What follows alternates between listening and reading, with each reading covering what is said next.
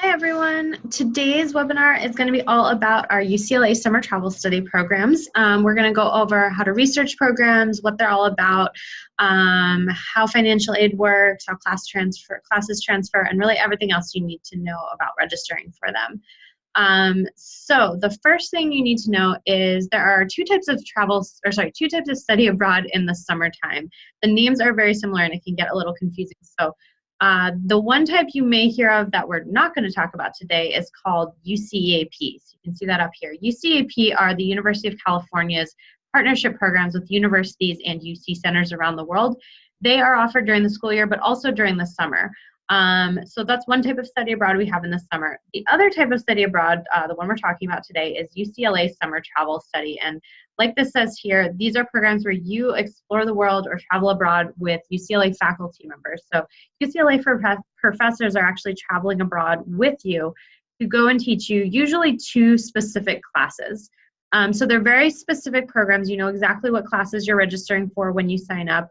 And the nice thing, because they are UCLA classes, you don't have to petition for anything. It will automatically count just like you took the class here on campus. You're just physically somewhere else in the world. The other thing that's really great about summer travel study that we'll see is they're very, very specific to where you're studying. So you'll be taking specific classes in a specific location and really using that location as your classroom in a way. So you aren't just going to be happening to be in Paris taking a class. You're going to be taking a class that's really all about Paris while you're there and utilizing the city. So the website we're going to focus on is from the UCLA Study Abroad website. So the base is ieo.ucla.edu. Then it's just /travel study, or you can go to explore programs and you'll see UCLA Summer Travel Study right here. If we go down here, we'll see a couple things. First of all, we're recording this in January, so registration is open right now. Typically, registration opens on November 15th each year and closes in early April, so this year it is April 5th. Keep in mind, and we'll talk a little more about this, but all programs are limited space. So some may be filled up really quickly, some may not fill up until April, but just to be aware of that. How you look at programs. As you can see here, there's a couple different ways to browse. This way you can just look by department. So if you know you're an English major, you're going to be looking at one of these because you want to take classes in your major.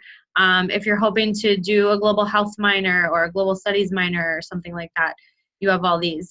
You typically don't have to be in the major or minor to do the classes, but it's just a way to search for them. Another way to look is by location. If you are more concerned about where you're going and you have a little more freeness in kind of the classes that you're taking, you can look this way and you can see really it's the same classes just listed in a different order. And then the other options to look are going to be if you're looking to fulfill certain requirements. So some programs can be used to fulfill GEs, like you can see here. Others could be used to fulfill the foreign language requirement, diversity requirement, writing too, so on and so on. So for our webinar today, I'm just going to go by department. And as you can see, there's kind of all different range of things available. We're going to take a look at a couple of them, but really just to have an idea how to look at them. So let's start with this Lima and Iquitos program, a global health program in Peru. So I'm going to open this in a new window. And as we know, first, it's a global health program. It takes place in Peru. Every program is going to look kind of like this, where it tells you the general dates of the program. Travel study programs are about a month long typically. They often start in the middle to end of June, but they really can vary starting anytime in the summer and have you back before the school year begins the following fall. It'll tell you where it is. So like we said, Lima and Iquitos. So this one does travel. It goes briefly to the city of Lima and the smaller village of Iquitos, which is in the jungle. So you're kind of really seeing the global health system in two very different locations in a country like Peru. This program actually has two professors that travel abroad with you. So you always have the professor contact information up here. So you can contact them if you have any questions about academics or more specifics. And then the program fee information, we're going to go into that a little more down here, so I'm going to skip it for now. But you'll always get a general overview of the program, so you kind of have an idea of where am I going, what am I going to study, does this sound interesting to me? This program's actually run through the School of Medicine, which is pretty neat. So like I was saying, a lot of these are really unique opportunities that you wouldn't necessarily have here on campus, and you're able to have a really close relationship with the professors that you may not have here on campus. Most travel study programs have about 30 students. Some have less, some have more, but on average, I'd say about 30 students. So it's definitely a very intimate group with professors that you may not have that close of a relationship with here on campus. So what are you actually doing with these professors? Let's go to the curriculum. So they're all going to have these different tabs. So curriculum going to tell us what are the required courses for the program. So these are the courses you are required to register for during the program. Most programs have 2. Sometimes there's 3 or some options, but this one, it looks like these are the 2 everyone does. It's Global Health 110A and 110B.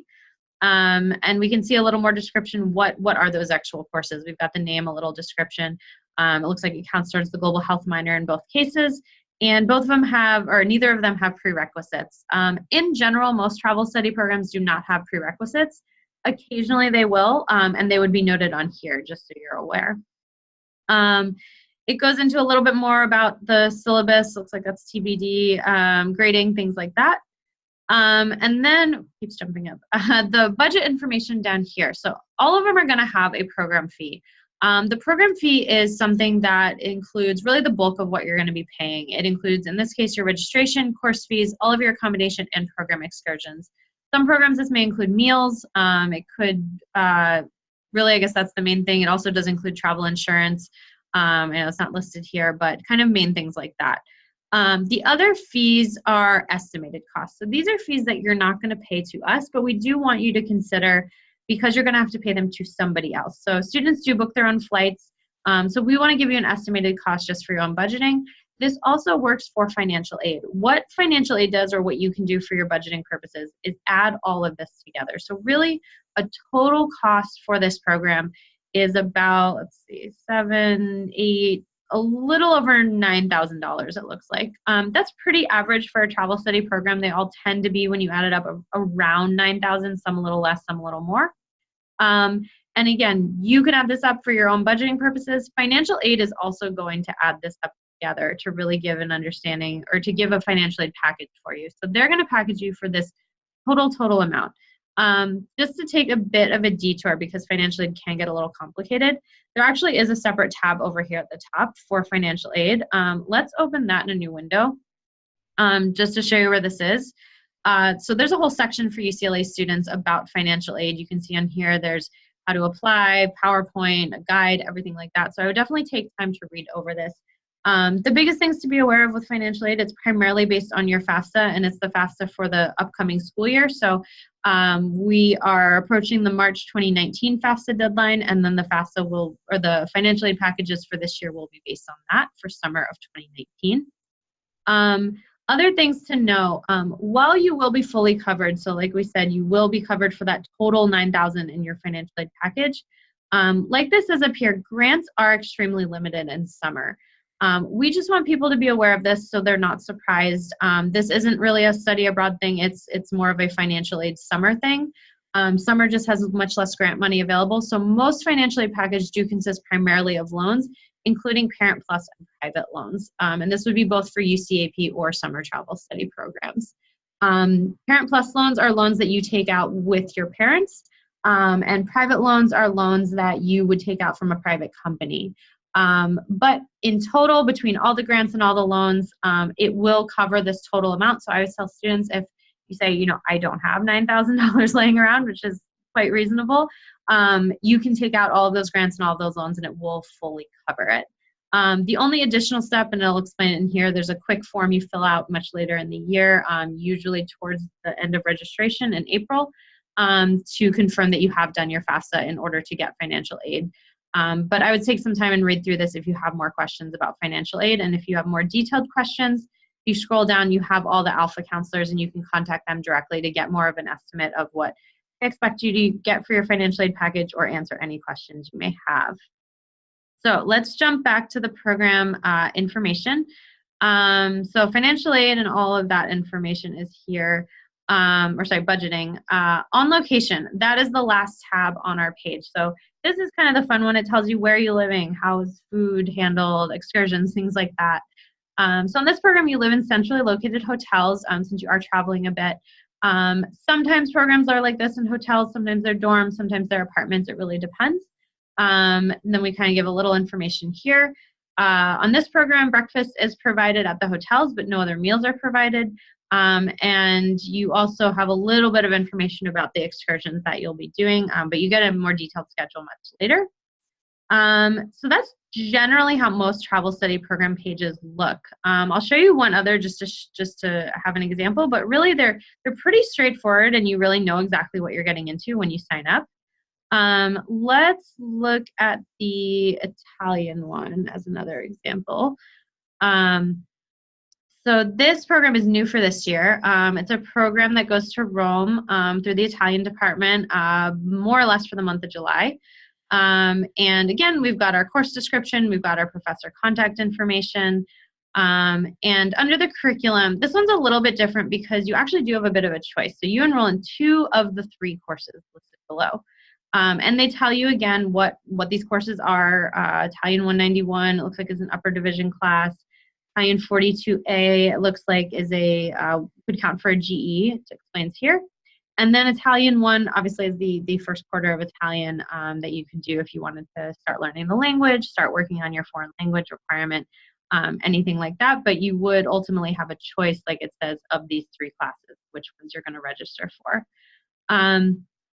Then this one also does have an optional course available. So sometimes you're going to see this. Not every program offers it, but it is an option that some of them have that typically involve you working with the professor to design a directed research project. It does typically have, or it will always have an extra cost associated with it, so just be aware of that. And we've still got our budget and on location tabs down here. One other sample one I'll just look at because it's definitely a bit different. So a similar one in French in Paris. This program offers a couple different curriculums. So I'm going to quickly scroll down to this. So instead of picking one of a few classes, you actually pick a group of classes. So this says students will enroll in one of the following curriculums. So curriculum 1 is intermediate French, and curriculums 2 and 3 are both different advanced French classes. And you can go through and really see, okay, intermediate French, French 4 and 5, I need, French 1 through 3 to do this. And the upper division ones, you need to have completed French 1 through 6, the first 2 years of French. And you can kind of see what those actual upper division courses are and whether they're something that are going to fit for you. Again, we do have that directed research available down here. And one thing I didn't show before, it should be listed on the budget page. Let's see, about the extra fees. Yeah, so on here you can see the optional course fees if you do end up doing that directed research and what those extra fees would be. Just so you can have that for your reference. So if you're looking through this and you say, I love this, I want to go on this program, what do you do next? So if you scroll down to the bottom, there's a couple things. Oftentimes we'll have these student stories where you can see previous students' blogs or videos and things like that. So it's definitely worth checking those out because they're really, really great ways to learn about the program. But if you say, I'm ready, I want to register, they're all going to have a registration button right at the bottom in blue. So go ahead and click on that. It's going to open the registration page. Like I said earlier, travel study registration historically is always opened on November 15th. This is midnight as it becomes November 15th, so the night of the 14th. There are a couple of programs that fill up by 10 a.m., so it actually is important to know that, but most programs will be open in the very least for a couple of days, if not a couple weeks. So check down here to see what the steps are going to be. So we're going to complete a registration form. It will ask for your passport number. If you don't already have a passport, that's okay. You don't need it just yet, but you will need it soon, so you'll want to apply. You're going to review the student participation agreement. You're going to upload an ID style photo of yourself. Like it explains, this is just kind of a headshot, something that would go on an ID card. It doesn't need to actually be your ID, but just something that would go on one. You can take it yourself, like it says, as a selfie. And then you will pay a $300 non-refundable deposit. This does go towards the cost of the program fee. And once you pay this, you have reserved your spot. You're going on the program. So it's a really, really quick registration process. We really call it a registration more than an application because of that. And like we said earlier, spaces are first come, first serve. And because they are so small, because you're with one professor or two professors, they are all limited space. So let's go into the registration. I'll show you how to see if spots are available. But you definitely want to kind of register sooner than later for the most part for these. So when you go into the registration, it's basic information about yourself, contact information, academic information, financial aid, passport information. So if you don't have a passport, like we said, you can just say no. You'll get this message that you do need to apply soon, because we do need to receive all passports by April 5th, and it can take several weeks to do so. So make sure you apply in plenty of time. And you can come back and edit this later once you get it. Health and wellness. If you have any health or medical conditions, mental, physical, dietary, anything like that, we would appreciate if you feel comfortable letting us know, just so we can provide the best care for you as possible, and let your program coordinator know as well. They'll have health insurance information down here, emergency contact information, and that's pretty much it until you get to the course selection section. So then we're down here and we see all of the programs that we saw before. So like we saw, here's the French one we were looking at, the 3 different levels. So just make sure you're clicking the right one if you are registering for one of those. There's our global health program in Peru. And if a program is full, like this one here, you will see it indicated right here. So program full, waitlist 10 students. So if you are waitlisted, I didn't read it before, but you actually do not pay the program fee, the $300 non-refundable deposit. That is only paid if there are spots available. So you can sign up for the waitlist. You don't have to pay anything. But if you are offered a spot off of the waitlist, you do have 24 hours to pay that $300 non-refundable deposit, or the spot gets forfeited and goes to the next person. So just make sure you're checking your email if you do sign up for a waitlist, just so you don't miss that. And you can see down here, most programs do have spots available as of now. Some are very, very full, but you're still able to apply for most of them. If you are wondering how many spots are left in a program, you're welcome to call or email our office. Obviously, that's not going to be indicated on here. Then the last thing, there's just a couple survey questions, and then making sure you understand the policy agreements, the fact that $300 is non-refundable, any charges associated with certain payment types, cancellation policy is just good to know. You are able to, if you do pay your fees or anything like that, they are refundable minus the $300 until April 5th. After April 5th, you are responsible for all program fees. There are no refunds after that date. So even if you were to cancel and not go, just be aware that after whatever that cancellation date is, again, this year it's April 5th, it's usually around then, you would be responsible for the entire program fee. And if you receive financial aid, typically you would not be able to receive it if you weren't going on the program. So definitely very important to keep that date in mind if you are registering. But otherwise, it's just a good date to know. And the other parts are kind of the fine print. Make sure you're reading them. Make sure you understand it, obviously. And if you have questions, you can always ask us. It's not going to work if we click it now because we didn't fill it out, but that's pretty much it. And then they'll have you upload the things we mentioned and go to your payment. And that's it. It's a very, very quick process to register for travel studies, so it's really nice. Other information over here that can be useful, once you have registered, there's a link over here so you can log back in. You'll get an email with a registration number, and then obviously just your personal information. You're able to access the registration portal where we kind of update all information for registered students. And then there's some other pages specifically about academics that you can click on and make sure to read through. For instance, all classes must be taken for a letter grade, dates when transcripts come, things like that. Other frequently asked questions, we've got that financial aid link we looked at earlier, links about scholarships, and so on and so on. So that's primarily the kind of basics to get you started looking at summer travel study, and really everything you should know as far as starting to look for your program and registering for it. If you have other questions, under a contact tab at the top, you can look under the IEO staff. There's specific advisors for specific travel study programs, so you can find their contact information here. Otherwise, we have general office information under our contact us page. You're welcome to stop by. We are in Murphy Hall. We're open 9 to 5 on weekdays, or you can call and email us anytime. Generally, it sounds like this should conclude our webinar. Hopefully this is helpful. And again, if you have further questions, please feel free to reach out to us, and we'd be happy to help you. Have a great night. Bye.